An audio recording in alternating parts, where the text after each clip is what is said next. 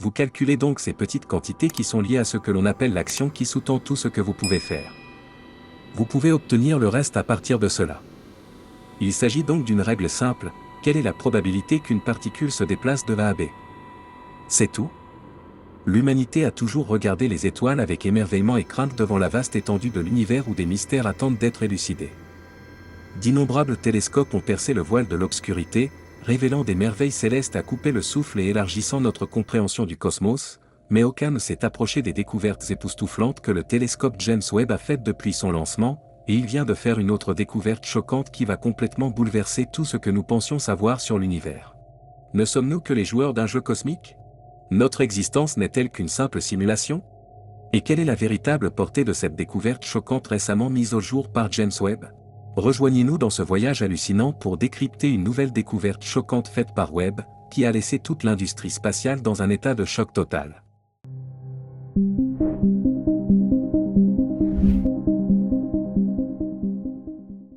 Bienvenue sur Voyage Quantique. Le télescope James Webb a fait une étonnante révélation qui laisse entrevoir la possibilité que nous soyons tous piégés dans une simulation contrôlée par de puissantes machines.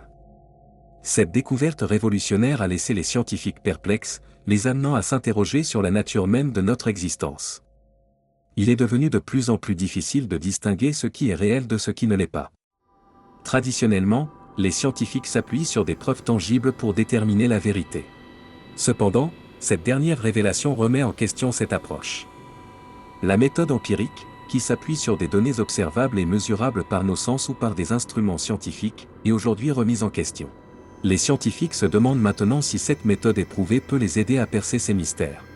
Récemment mise au jour par James Webb, la méthode empirique repose sur un processus systématique consistant à générer et à tester des idées par le biais d'expériences, en les affinant continuellement sur la base des résultats obtenus. Cette méthode scientifique rigoureuse aide les scientifiques à éviter les biais et les erreurs de raisonnement, ce qui leur permet d'obtenir les explications les plus exactes des phénomènes naturels. En outre, les scientifiques comparent leurs résultats avec ceux d'autres chercheurs travaillant dans des domaines similaires par le biais d'un processus connu sous le nom d'évaluation par les pairs. Ce processus implique que des experts du domaine évaluent et critiquent mutuellement leurs travaux avant qu'ils ne soient publiés dans des revues scientifiques. Cette procédure essentielle garantit que les recherches présentées sont crédibles, fiables et distinctes. En outre, les scientifiques communiquent activement leurs résultats au grand public et aux décideurs politiques. En partageant ces connaissances scientifiques établies et prouvées, ils permettent aux individus et aux décideurs de faire des choix éclairés sur la base d'informations fiables. Ils comprennent qu'il y a des limites à ce que l'on peut savoir et s'efforcent de rester humbles face aux mystères de l'univers. Les scientifiques sont bien conscients que leurs connaissances ne sont pas figées, mais plutôt spéculatives et susceptibles d'évoluer. Ils acceptent l'idée que leur compréhension évoluera au fur et à mesure que de nouvelles preuves et méthodologies apparaîtront. Cependant, ils reconnaissent également qu'il y a des limites à ce qui peut être étudié par des moyens scientifiques. Certaines questions philosophiques et éthiques ne peuvent être quantifiées ou mesurées et sortent du domaine de la recherche scientifique. Les scientifiques possèdent une profonde curiosité pour le monde naturel, qu'ils abordent avec un esprit ouvert. Cependant, ils équilibrent cette curiosité par un esprit critique et un scepticisme. Ils examinent minutieusement les affirmations et les preuves, cherchant à découvrir la vérité. Cette approche s'applique non seulement aux questions terrestres, mais aussi à la vaste étendue de l'univers. Ils s'interrogent sur la nature même de la réalité, se demandant si quelque chose est vraiment réel ou si nous n'existons pas dans une simulation. Le concept d'une réalité différente de ce qu'elle semble être fascine les penseurs depuis des siècles. Dès 2003, le célèbre philosophe Nick Bostrom a proposé un scénario dans lequel des civilisations futures dotées d'une immense puissance de calcul pourraient créer d'innombrables simulations. Si cela est vrai, la probabilité que nous résidions dans l'une de ces simulations devient très élevée. En revanche, si les sociétés post-humaines n'ont pas la motivation ou la capacité technologique de simuler des scénarios historiques, il est probable que nous vivions dans la réalité authentique. Depuis que la théorie de Bostrom a fait son chemin, des personnalités comme Elon Musk et Neil deGrasse Tyson l'ont popularisée. Même de riches individus de la Silicon Valley auraient financé des enquêtes secrètes pour déterminer si nous sommes bien dans une simulation, et malheureusement ou peut-être fatalement, il semble que ce soit le cas. Il n'y a aucun moyen pour nous d'échapper à cette existence simulée, du moins sur la base de nos connaissances actuelles. Pour autant que nous le sachions, le monde dans lequel nous vivons est réel. Les mathématiciens s'efforcent depuis des années de simuler notre cosmos, mais leurs efforts n'ont pas abouti, ce qui renforce la croyance en notre réalité authentique. Tout d'abord, Elle suppose l'existence d'une civilisation future capable de créer de telles simulations. En outre, elle présuppose leur désir de reproduire les humains, la Terre ou même notre galaxie. Ces hypothèses sont aussi incertaines que la présence de Dieu dans un multivers, conceptuellement possible mais scientifiquement invérifiable. Il est intéressant de noter que notre compréhension actuelle de l'espace physique et du temps introduit des complexités supplémentaires à l'argument de la simulation. Si les arguments en faveur d'une réalité simulée peuvent sembler convaincants à première vue, nous devons reconnaître les limites et les incertitudes qui en découlent. Les progrès technologiques nous ont apporté des graphiques photoréalistes, des simulations profondes et la réalité virtuelle, ce qui nous permet d'anticiper des progrès encore plus remarquables à l'avenir. Pourtant, il n'est pas certain que les civilisations futures recréeront réellement les scénarios de notre passé. En fin de compte, le débat sur la théorie de la simulation est fortement influencé par notre compréhension actuelle de la physique et des vastes mystères de l'espace et du temps. Il y a plusieurs siècles, la découverte révolutionnaire des lois du mouvement par Isaac Newton a provoqué une onde de choc dans la communauté philosophique. Ils se sont émerveillés de la magnificence de ce saut scientifique, le comparant à l'extraordinaire invention des horloges. L'univers semblait danser à un rythme complexe sur Terre et dans le monde céleste. Ce lien est devenu si évident qu'il a incité le théologien William Paley à défendre l'existence de Dieu. Il comparait le fait de trouver une montre au milieu des brins d'herbe à celui de tomber sur la preuve de l'existence d'un horloger, tout comme la présence d'une montre implique l'existence d'un créateur habile. Paley pensait que l'observation des merveilles de la nature indiquait l'existence d'un architecte divin. Dans chaque aspect de la conception de la montre, on pouvait trouver des parallèles avec le fonctionnement complexe du monde naturel. La montre, aussi impressionnante soit-elle, pâlissait face à la vaste complexité de la nature. Cependant, au fil du temps et de l'approfondissement de notre compréhension du cosmos, la notion autrefois dominante d'un univers mécanisé a peu à peu perdu de son attrait. Aujourd'hui, nous sommes confrontés aux particularités de notre réalité, aux concepts étonnants de superposition, à la théorie des cordes, à la physique quantique et à l'énigmatique matière noire. Ces découvertes nous ont amenés à remettre en question l'hypothèse de l'univers horloger. Au fur et à mesure que nos connaissances se développent, l'idée d'un univers simulé se profile à l'horizon, attendant son tour pour remettre en question nos perceptions à l'avenir. Tout comme l'univers horloger semble aujourd'hui simpliste et naïf, le concept d'une réalité simulée paraîtra lui aussi enfantin. Les scientifiques ont consacré d'innombrables années à élucider les origines du cosmos, explorant la vaste étendue de l'espace et les domaines infiniment petits des particules subatomiques. Ils cherchent des indices comme dans un palimpseste, espérant découvrir la présence de l'horloger et éclairer les mystères de l'origine de la vie. Parallèlement, les partisans de la théorie de la simulation envisagent la possibilité que notre réalité soit une construction élaborée, un produit des simulateurs cosmiques, depuis l'explosion primordiale du Big Bang jusqu'au rayonnement de fond cosmique persistant. Ils s'efforcent de trouver les explications les plus plausibles pour l'univers. Pourtant, les preuves irréfutables de ces notions de mimétisme restent insaisissables. Au lieu de regarder les étoiles lointaines, nous nous tournons vers le monde subatomique où nous cherchons des réponses. Où trouverions-nous ces engrenages complexes? Si le cosmos était effectivement une horloge, où trouverions-nous les minuscules pixels qui composent son tissu? S'il s'agissait d'un royaume simulé, les engrenages et les pixels posséderaient tous deux la qualité de discrépance, caractérisée par leur distinction les uns des autres. Dans le domaine des mathématiques, cette séparation signifie l'unicité de chaque composant, à l'instar des briques de Lego fermement attachées à leur base. Bien qu'une sphère de Lego massive puisse sembler parfaitement lisse de loin, un examen plus approfondi révèle les blocs individuels qui la composent. De même, pour autant que nous le sachions, le cosmos ne se conforme pas à la simplicité structurée d'un modèle Lego ou d'un jeu vidéo. Superficiellement, tout semble fonctionner sans heurts, mais les personnages de jeux vidéo ne sont pas engagés dans la poursuite essentielle de la recherche scientifique. Imaginez maintenant que l'univers soit comme un pixel géant, mais que nos connaissances scientifiques actuelles ne nous permettent pas de l'explorer. L'échelle que nous connaissons, connue sous le nom de longueur de Planck, représente la plus petite unité du cosmos.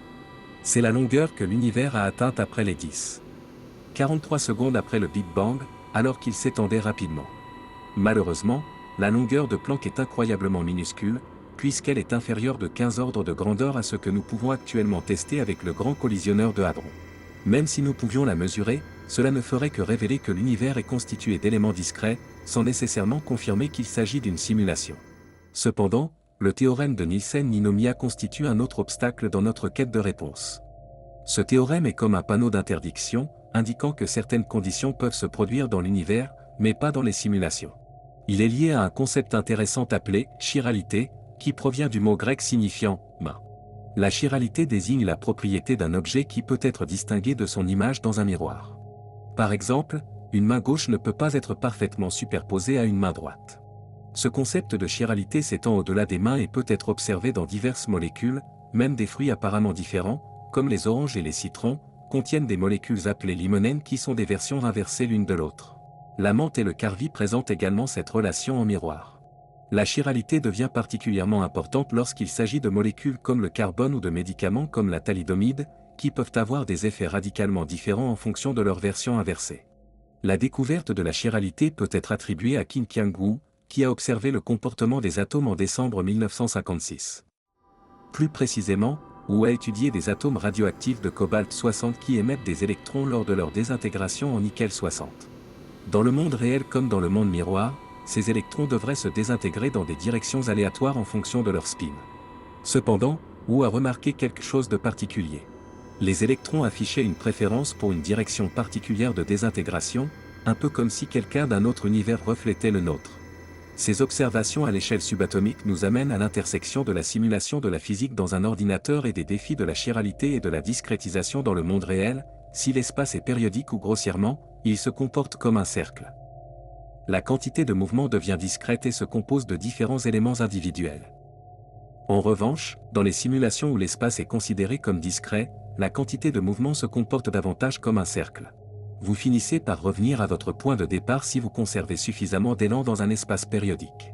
Pour illustrer cela, imaginez que vous jouez à Pac-Man et que vous atteignez le bord droit du labyrinthe, pour vous retrouver ensuite au bord gauche. Pac-Man consomme des points discrets dans la simulation au fur et à mesure qu'il se déplace.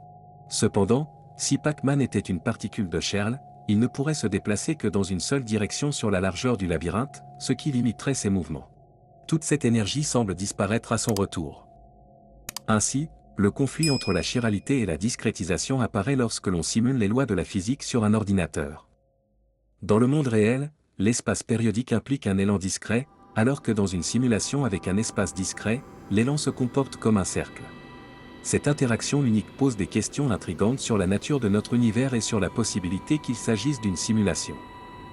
Dans le domaine de la physique, l'idée que Pac-Man défie ses limites habituelles et se déplace de droite à gauche semble impossible.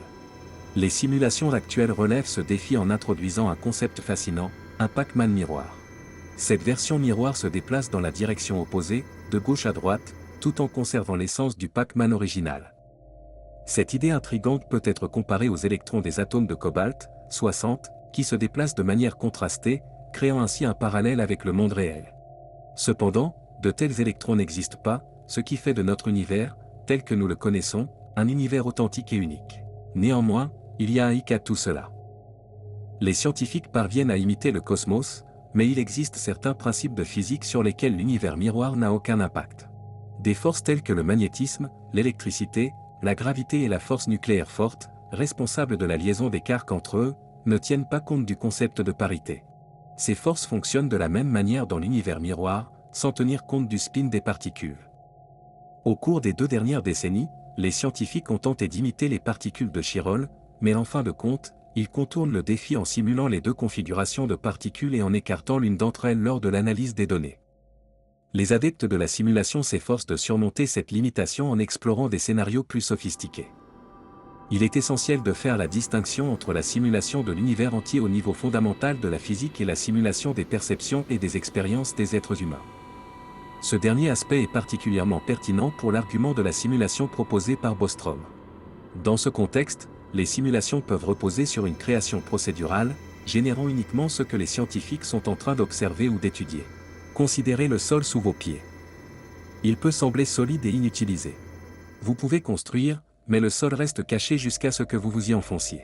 De même, les bosons Chiro ne sont mis en évidence que lorsque les scientifiques tentent de les quantifier. Une proposition intrigante de Neil deGrasse Tyson suggère que la vitesse de la lumière sert de limite au voyage. Si nous devions dépasser cette vitesse, nos énigmatiques superviseurs auraient du mal à reproduire notre cosmos assez rapidement. Ce concept est connu sous le nom de cône de lumière. Malgré ses complexités, l'univers, selon le professeur Berman, possède une compréhension innée. La nature semble être consciente de tout grâce à la façon dont la lumière se plie aux forces gravitationnelles, révélant ainsi ses profondes interconnexions. C'est pourquoi les astronomes ont été stupéfaits d'assister à l'explosion d'une supernova, non pas une, mais 4 fois, en 4 endroits distincts du cosmos. Toutefois, leur enthousiasme s'est accompagné d'un défi posé par la relativité générale, qui a mis à mal l'idée d'un lien de cause à effet. Ce rebondissement inattendu a rendu difficile la reproduction de sections spécifiques de l'univers sans modéliser l'ensemble du cadre cosmique. Notre compréhension de la science oscille actuellement quelque part entre la réalité et l'intrigante hypothèse de la simulation. Au milieu de ces contemplations, une question perplexe se pose. Le Big Bang a-t-il été à l'origine de notre réalité simulée, ou n'était-il qu'une partie de la conception méticuleusement élaborée? En termes plus simples, les créateurs de la simulation l'ont-ils intentionnellement lancé à partir d'une singularité, lui permettant d'évoluer selon des principes physiques connus ou supposés? Ou bien ont-ils minutieusement simulé le Big Bang et les événements qui l'ont suivi dans le cadre de leur grand plan? Explorons quelques scénarios possibles. Tout d'abord, nous avons l'idée que la simulation a commencé avec le Big Bang. Ce concept pourrait être motivé par la recherche de simplicité et de curiosité du créateur. Peut-être les inventeurs ou les programmeurs ont-ils cherché à développer une simulation réaliste de leur propre univers, ou d'une variante de celui-ci, afin d'en observer l'évolution au fil du temps. Ils ont donc lancé la simulation à partir d'une singularité et l'ont laissé se dérouler sur la base des principes physiques qu'ils connaissaient ou supposaient. Cette notion rejoint certaines croyances philosophiques et théologiques qui interprètent le Big Bang comme un événement central de la création. D'autre part, il est possible que la simulation ait inclus le Big Bang délibérément.